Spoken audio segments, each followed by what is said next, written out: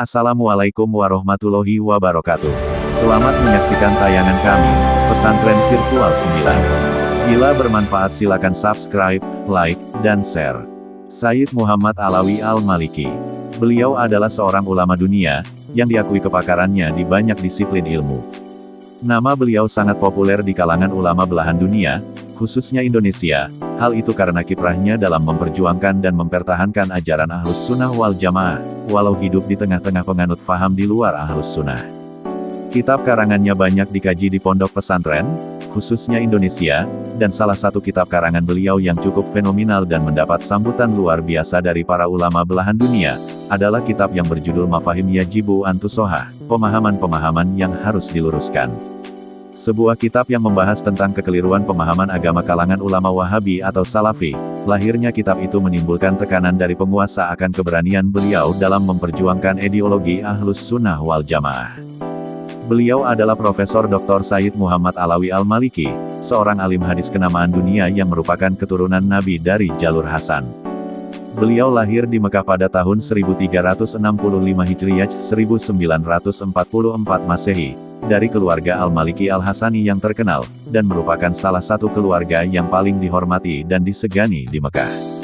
Bahkan, Raja Faisal ketika hendak memutuskan suatu perkara yang berkaitan dengan Mekah maka terlebih dahulu meminta nasihat dari Sayyid Alawi, ayah Sayyid Muhammad. Sayyid Muhammad Alawi adalah ulama karismatik yang multidisiplin ilmu. Ini bisa kita lihat dari karya-karyanya yang sangat banyak dan lintas disiplin, mulai dari akidah, fikih, usul fikih, tasawuf, hadis, dan lain-lain. Karya-karya yang hampir mencapai seratusan tersebut telah menyebar di seluruh dunia dan menjadi rujukan utama. Perjalanan menuntut ilmu Sayyid Muhammad Alawi. Pendidikan pertama Sayyid Muhammad adalah Madrasah Al-Falah Makkah, di mana ayah beliau Sayyid Alawi bin Abbas Al-Maliki sebagai guru agama di sekolah tersebut, yang juga merangkap sebagai pengajar di Halakoh dekat Bab As-Salam Masjidil Haram. Sejak kecil beliau telah bertalaki Al-Quran dan menuntaskan hafalannya kepada sang ayah secara pribadi di rumahnya.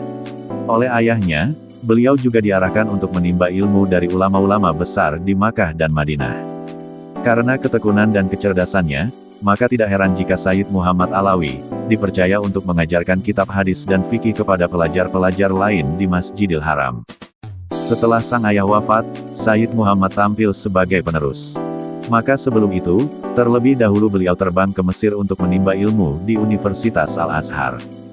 Gelar PhD-nya dalam studi hadits dengan penghargaan tertinggi dari Universitas Al-Azhar, berhasil beliau raih saat baru berusia 25 tahun. Beliau kemudian melakukan perjalanan dalam rangka mengejar studi hadis ke Afrika Utara, Timur Tengah, Turki, Yaman, dan memperoleh sertifikasi mengajar ijazah dan sanad dari Imam Habib Ahmad Masyhur Al-Haddad, Syekh Hasanain Makhluf, Gumari bersaudara dari Maroko, Syekh Diyaudin Kadiri di Madinah, Maulana Zakaria Kandilawi, dan banyak lainnya. Beliau kemudian kembali ke Makkah untuk melanjutkan perjalanan yang telah ditempuh sang ayah. Di samping mengajar di Masjidil Haram, beliau juga diangkat sebagai dosen di Universitas King Abdul Aziz Jeddah, dan Universitas Ummul Qura Makkah.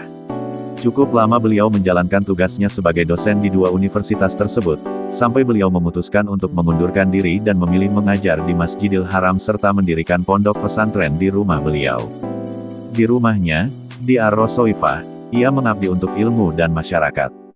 Tidak sedikit tamu dan murid yang datang untuk mengikuti pengajian yang beliau sampaikan setiap harinya. Berbagai disiplin ilmu beliau sampaikan dan dapat diterima oleh semua kalangan, baik masyarakat awam maupun terpelajar.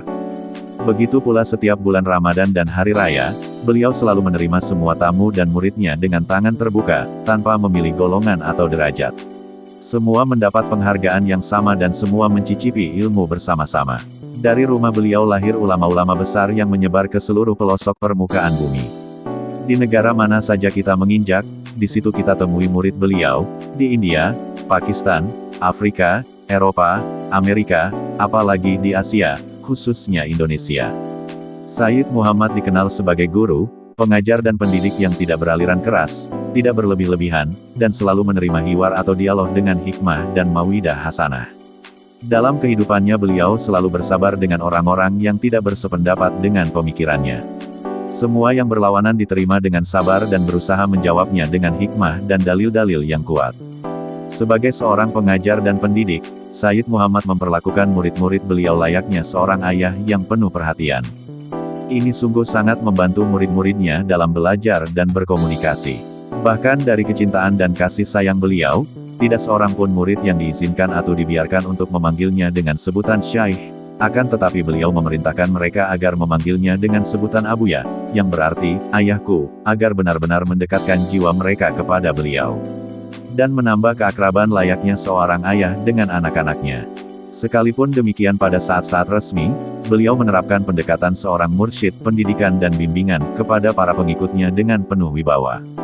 Dengan demikian tatkala sudah terjun bermasyarakat, maka setiap dari murid-murid beliau mempunyai karakter serta prinsip yang kuat melekat pada diri mereka.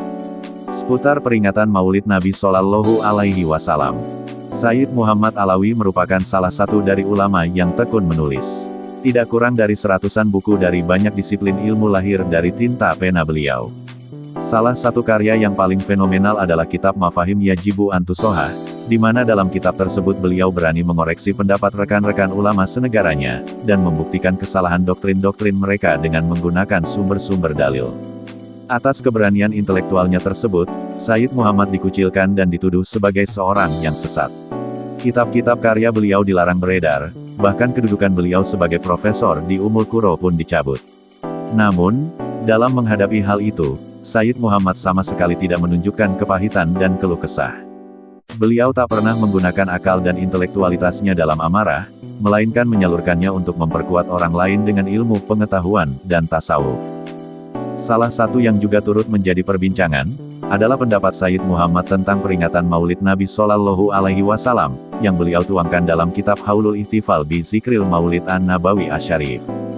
Menurutnya, memperingati Maulid Nabi Shallallahu Alaihi Wasallam dengan mengadakan pembacaan sirah perjalanan hidupnya, mendengarkan puji-pujian atasnya, memberi makan, dan menyenangkan sesama, sebagaimana yang terjadi di Indonesia, adalah sesuatu yang diperbolehkan.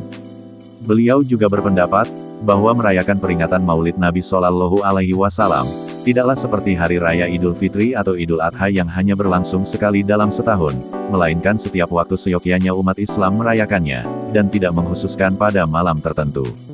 Sebab mengingat dan memiliki keterikatan batin dengan Rasulullah Shallallahu Alaihi Wasallam, harus ada dalam setiap waktu dan memenuhi seluruh ruang hati. Sementara hari-hari besar Islam lainnya tak akan pernah ada tanpa lahirnya Nabi Shallallahu Alaihi Wasallam. Perkumpulan dalam memperingati Maulid Nabi Shallallahu Alaihi Wasallam, merupakan media yang tepat untuk mengajak umat Islam mendekatkan diri kepada Allah.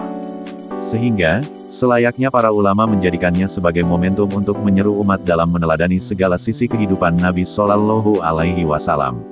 Dari sini dapat kita lihat, bahwa peringatan Maulid Nabi Shallallahu Alaihi Wasallam merupakan aktivitas yang positif dan memiliki manfaat yang baik.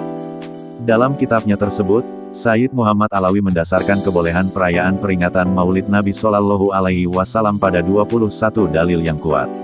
Kendati demikian, beliau memberi catatan, bahwa kebolehan tersebut jika tidak ada kemunkaran dalam perayaan tersebut, seperti ikhtilat antara laki-laki dan perempuan, melakukan hal-hal yang berlebihan, melakukan dosa, dan hal-hal lain yang dilarang oleh baginda Nabi Shallallahu Alaihi Wasallam. Wafatnya Sayyid Alawi, Jumat 15 Ramadan 1425 Hijriah bertepatan dengan tanggal 29 Oktober tahun 2004 Masehi, Makkah dan dunia Islam berkabung, seorang ulama besar Sayyid Muhammad Alawi Al-Maliki wafat. Beliau meninggal sekitar pukul 6 pagi, waktu Mekah, atau jam 10 waktu Indonesia Barat, di salah satu rumah sakit di Mekah. Sebelum menghembuskan nafas terakhir beliau masih sempat menunaikan salat subuh di kediamannya. Sayyid Muhammad dimakamkan di pemakaman Al-Mala, di samping kuburan istri Rasulullah, Sayyidah Khadijah binti Huwailid radhiyallahu anha. Dan yang menyaksikan penguburan beliau seluruh umat muslimin yang berada di Makkah, pada saat itu termasuk para pejabat, ulama, para santri yang datang dari seluruh pelosok negeri, baik dari luar Makkah atau dari luar negeri. Selama 3 hari 3 malam, rumahnya terbuka bagi ribuan orang yang ingin mengucapkan bela sungkawa dan melakukan takziah. Di hari terakhir takziah, wakil Raja Saudi Arabia, Amir Abdullah bin Abdul Aziz dan Amir Sultan datang ke rumah beliau, untuk memberikan sambutan bela sungkawa, dan mengucapkan selamat tinggal kepada pemimpin agama yang tidak bisa dilupakan umat. Semoga kita bisa meneladani beliau. Amin. Sekian, semoga bermanfaat, dan jangan lupa subscribe. Wassalamualaikum warahmatullahi wabarakatuh.